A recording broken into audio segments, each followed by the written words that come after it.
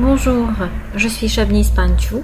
Je vais vous présenter l'avancement de mon projet de recherche qui a pour thème l'impact de l'utilisation de la tablette tactile comme un outil pédagogique dans le contexte mauricien.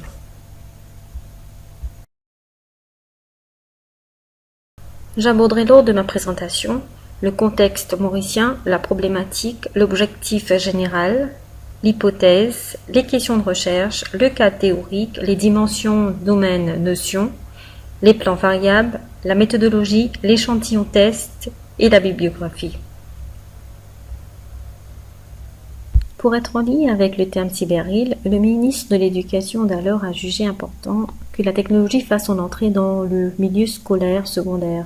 De ce fait, plus de 26 000 tablettes ont été distribuées en 2013 aux étudiants de Forme 5, soit ceux qui participeraient aux examens de O-Level et leurs enseignants respectivement. Ces tablettes de la gamme Penta a pour système d'exploitation Android avec une panoplie d'applications éducatives. Par manque d'une infrastructure appropriée, il fut annoncé que toutes les écoles seront connectées jusqu'au 2018.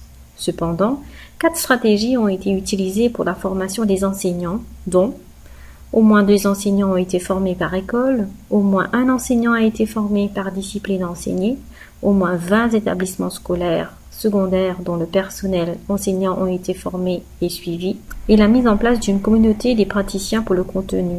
4 disciplines sont directement concernées, dont les maths, la chimie, la biologie et la sociologie. L'informatique, c'est pour bientôt. Quant à la problématique, je me suis basée sur 4 citations importantes. Thierry Corsenti et les autres, en 2015, appuient que ce ne sont ni les technologies ni la tablette tactile qui favoriseront la motivation ou la réussite des jeunes, mais bien les usages qui en seront faits, tant pour les enseignants que pour les élèves. Dutta et Bilbao Osorio, en 2012, disent que les décideurs voient à travers la technologie, et pour une bonne raison, une solution pour améliorer la performance académique des apprenants. Quant au rapport Sofrio 2011, il souligne que les jeunes utilisent la technologie surtout pour s'amuser, et non pas obligatoirement pour l'apprentissage. Le dernier, Furgus, en 2010, et les autres, sont d'avis que l'enseignant joue un rôle vital dans la réussite de l'intégration de la technologie en éducation. La question qu'on se pose, la tablette tactile aurait-elle un impact favorable sur la qualité de l'enseignement et de l'apprentissage suite à un encadrement approprié des enseignants via les enjeux didactiques? L'objectif général de cette recherche est de mesurer l'impact de l'usage de la tablette tactile comme un outil pédagogique pour l'enseignement et l'apprentissage à travers des stratégies pédagogiques adaptées à l'ère numérique, ainsi de promouvoir une façon innovatrice l'enseignement et l'apprentissage.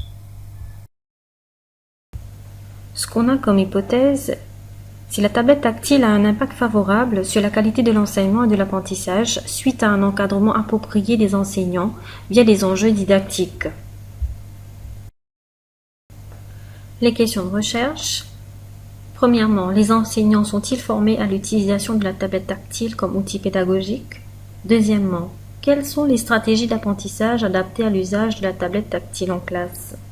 Troisièmement, les stratégies d'apprentissage favorisent-elles l'apprentissage? Quatrièmement, la tablette tactile améliore-t-elle la qualité de l'enseignement et de l'apprentissage? Cinquièmement, quels sont les enjeux didactiques face à la tablette comme outil pédagogique? Et sixièmement, certains apps Android sont-elles appropriées à des fins pédagogiques?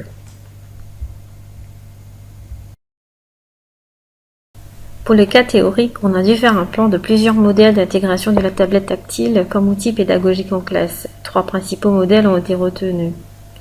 Le premier modèle, le modèle de Christian Barrett, 2012, il répond à la question sur les conditions d'efficacité de l'intégration d'éthique. Il s'est basé sur 32 rapports pertinents d'expérimentation.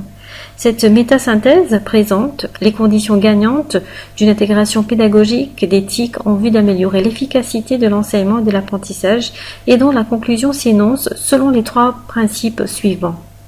Premier principe, les effets positifs d'une intégration pédagogique efficace d'éthique, la motivation, l'amélioration des résultats, etc.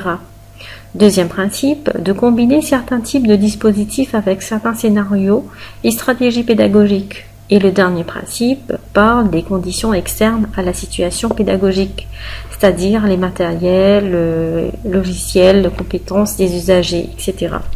Le deuxième modèle parle de la typologie des usages des mythiques en 2007, celui de Mireille Bétrancourt. Elle dit en 2012, comme pour tout support numérique, c'est moins que l'outil fait qui importe, ce que l'on peut faire avec l'outil qui importe. C'est bien la qualité des usages que dépendra l'efficacité de cet outil. Dans cette approche, les technologies sont considérées comme des outils cognitifs, c'est-à-dire des outils capables de prendre en charge ou de soutenir une partie du processus de traitement et de stockage de l'information en vue de la continuité et de la conduite de l'activité en cours.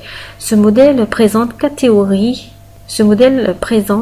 quatre catégories agrémentées d'exemples d'activités ou d'outils associés. Premièrement, la communication et la collaboration, le stockage et réutilisation. Troisième, traitement automatique et en dernier, visualisation. Le troisième modèle d'André Guillaumard, Philippe Maléin et Yves Toussaint présente un modèle d'insertion de l'innovation se basant sur 4 dimensions, elles-mêmes constituées de différents composants.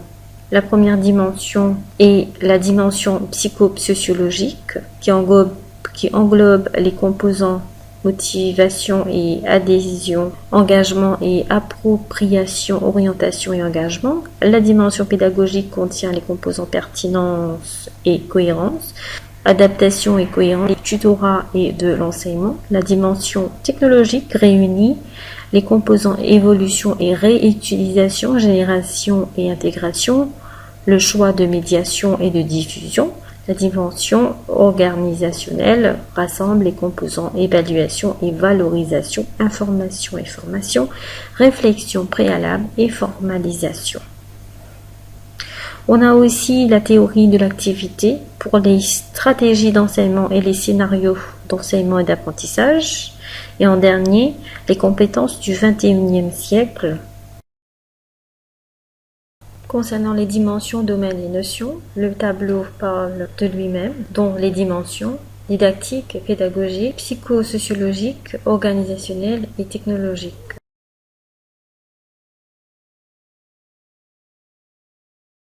Concernant les plans des variables, le tableau nous présente différents types de variables intrinsèques et extrinsèques, dépendantes et indépendantes de notre étude, et aussi les indicateurs associés.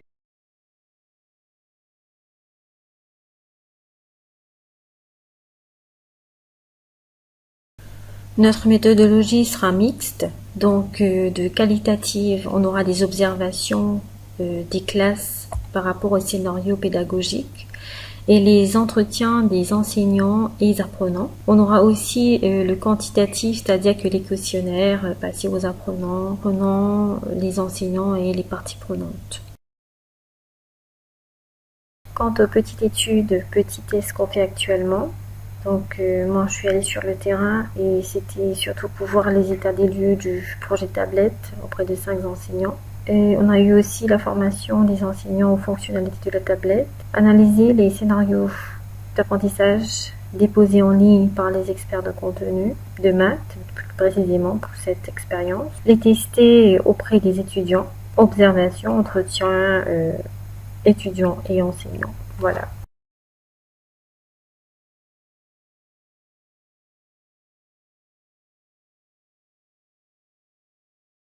Je vous remercie. À vous maintenant pour les questions et commentaires.